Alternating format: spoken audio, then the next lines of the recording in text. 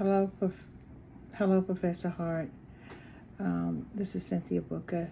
Um, Journal 2 and discussion question this week is about an interaction with a patient that you might have had transference, countertransference, prejudice, or bias, or judgment that you may make about the patient, or that they may verbalize about you. Have you encountered this before? Well, I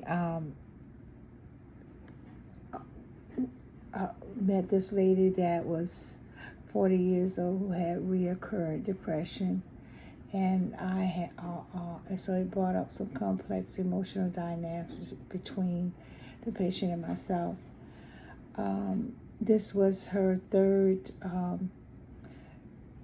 major depression in the last 5 years.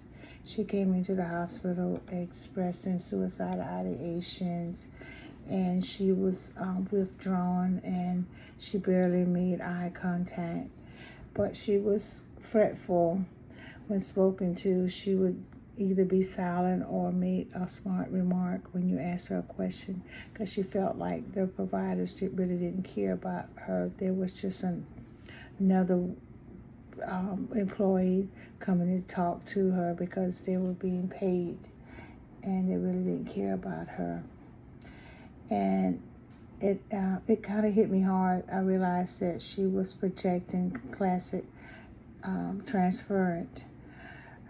She had some mistrust and possible abandonment issues that could have occurred with her from past experience with previous providers or family issues.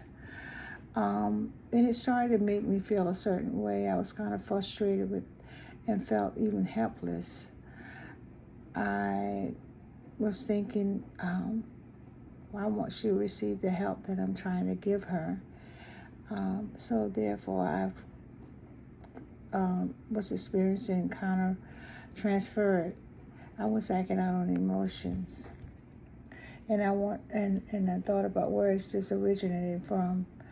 Well, I kind of grew up in a household where emotions was not easily expressed. It was always just withdrawn from expressing myself or expressing my emotion. So this kind of made me felt that I was responsible for other people's moods, and I needed to fix their pain without supporting them through what they were going through.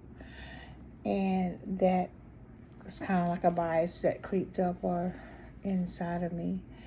I expected them to validate my response and efforts in taking care of them. Would it be appropriate for you to continue to provide care to this patient? If so, how would you prevent these issues from affecting the care you are able to provide to the patient? I think I could continue to provide appropriate care. I would acknowledge my own emotions, and I talk to my preceptor about how I may be feeling, and remind myself her healing isn't about my need to feel effective. It's about creating a safe space for her. If she never acknowledged what I'm trying to do. So to prevent these dynamics from affecting the care, I now approach the patient with recurrent depression with more emotional, neutrality, and I'll validate their experience without trying to rescue them. And I also check myself regularly to, am I reacting, or ask myself, am I reacting or responding? And I need to be more grounded, and a compassionate provider. Thank you.